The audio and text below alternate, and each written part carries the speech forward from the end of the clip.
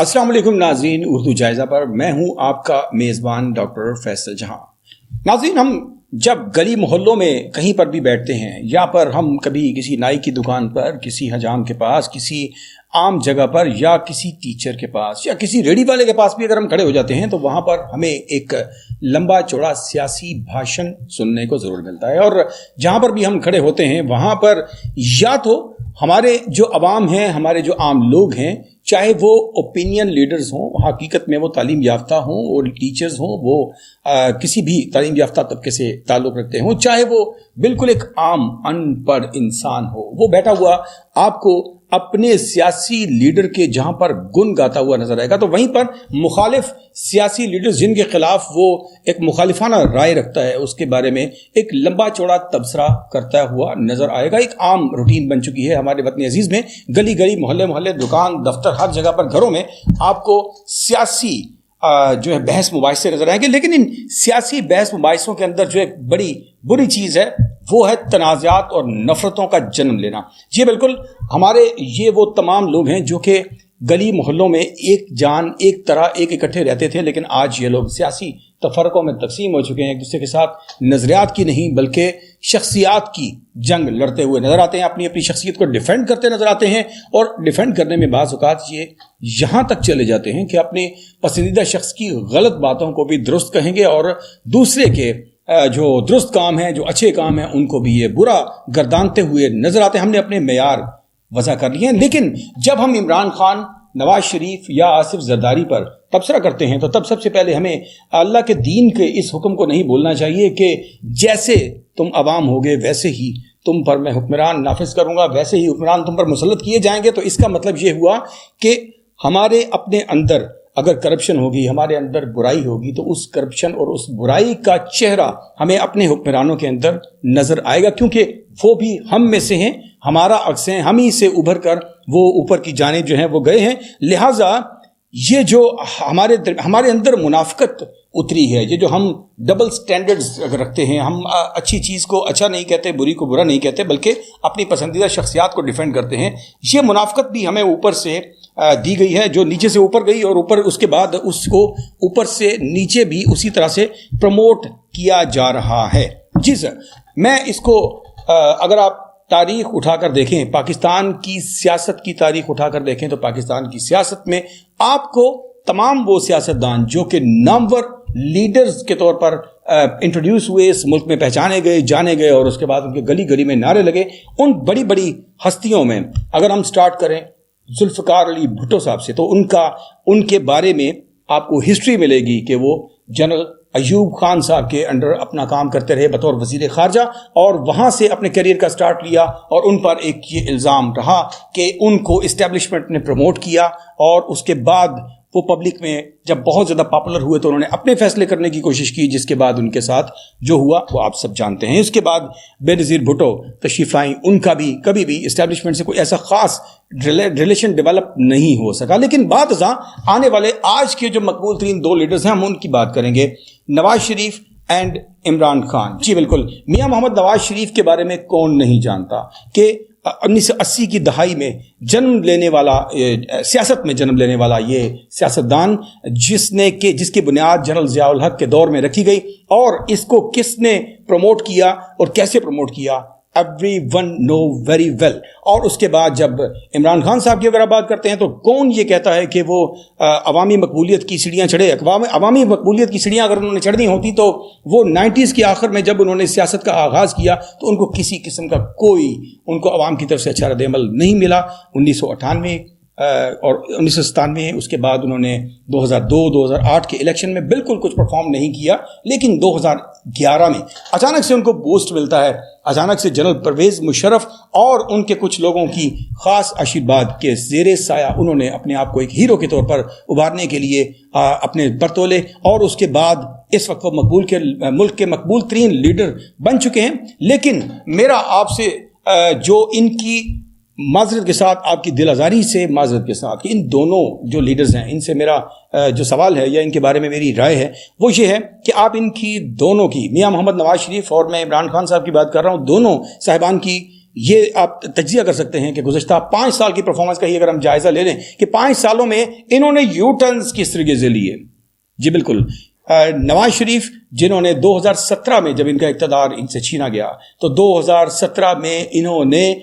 نہ صرف ملکی اداروں کے خلاف اسٹیبلشمنٹ کے خلاف بلکہ اداروں کے جو ہیڈز تھے ان کے نام لے کر ان پر حملہ آور ہوئے اور ان پر ہر طرح سے انہوں نے تنقید کی, ان پر پابندی لگائی گئی, ان کی تقاریر پر ان کو روکا گیا اور اس کے بعد ان کو ملک بدل ہونے کے بعد ان کی تقاریر کو نشر کرنے کے اوپر پابندیاں لگائی گئیں. عمران خان کی طرف سے ان پر پابندیاں عائد کی گئیں, پیمرا کی جانب سے پابندیاں عائد کی گئیں اور اس کے بعد ان کی تقاریر کو روک دیا گیا. یعنی انہوں نے بھرپور مخالفت کی اسٹیبلشمنٹ کی اور ایک نعرہ دیا ووٹ کو عزت دو. لیکن جیسے ہی آپ کو 2022 میں اسٹیبلشمنٹ کی جانب سے اشارہ دیا گیا اور آپ کو اقتدار کی آفر کی گئی اور آپ کے سامنے اقتدار کا ایک لالچ بھرا جو ایک پلیٹ تھی وہ پیش کی گئی تو آپ کو ووٹ کی عزت بھی بھول گئی. آپ کو تمام تر جو آپ کے ماضی کے بیانات تھے جو آپ نے اداروں کے خلاف دیے, جو آپ نے اسٹیبلشمنٹ کے خلاف دیے, جو آپ نے شخصیات کے خلاف دیے, آن ریکارڈ آپ کا یوٹیوب اور آپ کے مختلف چینلز بھرے پڑے ہیں ان تقاریر سے کہ جو آپ نے اداروں کے خلاف کی, اداروں کے ہیڈز کے خلاف کی. اور اسی طرح الٹ میں دیکھتے ہیں تو عمران خان جنہوں نے 2017 ہم 17 سے لے کر 22 تک کا جائزہ لے رہے ہیں تو 2017 سے لے کر بلکہ اس سے پہلے سے لے کر اور 2022 تک مسلسل ایک پیج پر رہے, ایک صفحے پر رہے, ورکنگ کولیبوریشن کی باتیں کی, ادارے کے بارے میں یہ کہا جی کہ ہم لوگ مل کے ملک کی ترقی کے لیے کام کر رہے ہیں اور ایک صفحے پر رہے. تو جیسے ہی ان سے اقتدار کی چڑیا کو چھینا گیا تو اس کے بعد ان کی رائے ایک دم بدلی. انہوں نے نہ صرف اداروں کے خلاف اپنی تقاریر کی, نہ صرف شخصیات کے خلاف باتیں کی, بلکہ اس حد تک گئے کہ جس کی وجہ سے ملک کو ڈی اسٹیبلائز تک کرنے کے اقدامات کیے گئے. تو یہ بالکل منافقت ہے. آپ کے میاں محمد نواز شریف صاحب ہوں یا چاہے آپ کے عمران خان صاحب ہوں, دونوں کو اس وقت قومی غیرت ان کی کیوں نہیں جاگتی جب ان کو اقتدار کی آفر کی جاتی ہے.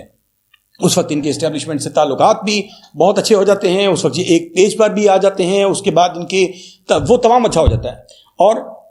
آپ کی لیڈرشپ تب ہے کہ جب آپ اقتدار کو ٹھکرا کر اس بات کا اعادہ کریں, اس بات کا عزم کا اعادہ کریں اور اس اقتدار کو ٹھکرا کر یہ بولیں کہ آپ بیچ میں انٹرفیئر مت کریں, اسٹیبلشمنٹ آپ انٹرفیئر مت کریں, مجھے اقتدار نہیں چاہیے, یہ فیصلہ عوام کرے گی. جب شہباز شریف, نواز شریف یا عمران خان کو اقتدار ملتا ہے تو اس وقت وہ ان کی منافقت عیاں ہو جاتی ہے اور وہ ساتھ ہی اس ادارے کے گن گانے شروع کر دیتے ہیں اور جیسے ہی اقتدار چھن جاتا ہے تو اس کے بعد ان کے جو چہرے ہیں وہ ایک دم سے بدل جاتے ہیں اور ایک دم سے یہ بھی بھول جاتے ہیں کہ ملک کی سالمیت اور ملک کی جو تمام بارڈرز کی اور عزت کی جو دھجیاں وہ کس طریقے سے اڑا رہے ہیں اور کس طریقے سے ان کو چلنا چاہیے. ایک نیشنل لیڈر کے طور پر ان کی رسپانسبلٹیز کیا بنتی ہیں, ان چیزوں کو بھی بھول کر وہ اپنا ایک عجیب سا کردار ادا کرتے ہیں. اور میں آخر میں ایک بات کرنا چاہوں گا کہ ہمارے یہ تمام لیڈرز جو ہیں بڑی حیرت انگیز طور پر نیلسن منڈیلا کا نام لیتے ہوئے اکثر نظر آتے ہیں. نیلسن منڈیلا کہ یہ مثالیں دیتے ہوئے نظر آتے ہیں. عمران خان صاحب کو آپ نے اکثر ان کی تقاریر میں نیلسن منڈیلا کا نام لیتے ہوئے سنا. ایون کہ شہباز شریف نے بارہا دفعہ شہباز شریف صاحب نے بھی اس نام کو ریپیٹ کیا. تو آپ لوگ جانتے ہیں آپ اس ڈیموکریٹک ایرا میں کس کا نام لے رہے ہیں, آپ کس کا نام لے رہے ہیں. آپ جانتے ہیں کہ اس شخص نے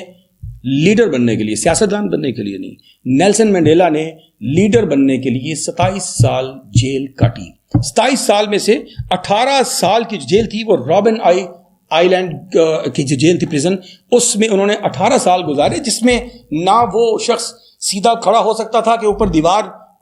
جو چھت تھی وہ بہت کلوز تھی, اور نہ ہی وہ سیدھے سے لیٹ سکتا تھا کہ اتنا چھوٹا سا پریزن تھا. اور اس کے اندر, اس جیل کے اندر کوئی چارپائی نہیں تھی, کوئی واش روم نہیں تھا. اس جیل کے اندر اس عظیم لیڈر کو ملنے کی کسی کو اجازت نہیں تھی. سال میں صرف ایک ملاقات کی اجازت تھی, 30 منٹس کی ایک ملاقات سال میں. خان صاحب ایک رات نہیں کاٹی آپ نے جیل میں. آپ نے میاں صاحب آپ جیسے جیل میں گئے تو مچھر آپ کو کاٹنے لگے اور ملک سے فوراً بھاگنے کی آپ نے کی.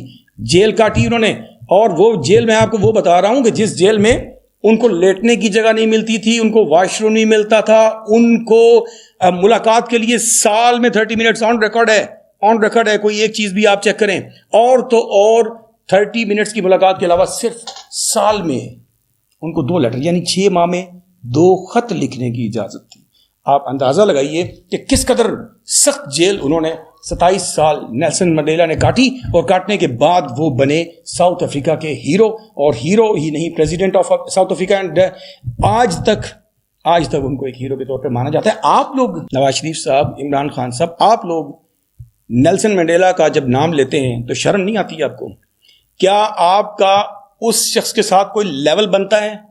کیا آپ لوگ 27 گھنٹے جیل کاٹنے کی طاقت رکھتے ہیں؟ قربانیاں چاہیے، لیڈر بننے کے لیے قربانیاں چاہیے. اور اس بھولی اس معصوم عوام کو آپ نے پاگل بنایا ہوا ہے، جو ان لوگوں کو، جو کہ لیڈر تو دور کی بات، حقیقت میں یہ سیاست دان بننے کے قابل بھی نہیں ہے، ان لوگوں کو آپ نے لیڈرز بنا کے اپنے سر پر بٹھایا ہوا ہے، جس کی وجہ سے تباہی کے دہانے کی طرف بڑھ رہے ہیں آپ. ابھی بھی جاگنے کی ضرورت ہے، ہمیں ابھی بھی ایک قوم بننے کی ضرورت ہے. آج بھی اس وقت اہم ترین وقت ہے کہ جس وقت اس قوم کو حقیقت میں کسی سیاستدان کی نہیں، ایک لیڈر کی ضرورت ہے. اپنے میزبان ڈاکٹر فیصل جہاں کو دیجیے اجازت آج کے پروگرام سے. اللہ نگہبان.